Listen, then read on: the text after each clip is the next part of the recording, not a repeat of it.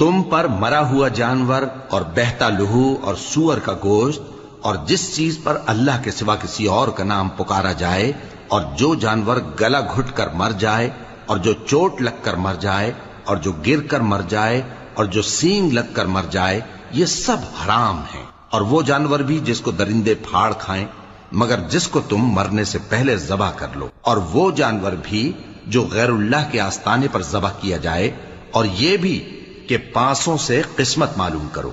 ये सब गुनाह के काम है। आज काफिर तुम्हारे दीन से नाउम्मीद हो गए हैं, तो उनसे मत डरो और मुझी से डरते रहो।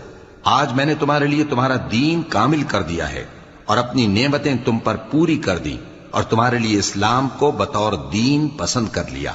हाँ, जो शख्स भूख में नाचार हो जाए बशर्ते के गुनाह की तरफ माइल न हो, तो अल्लाह बख्शने वाला है, बड़ा मेहरबान है।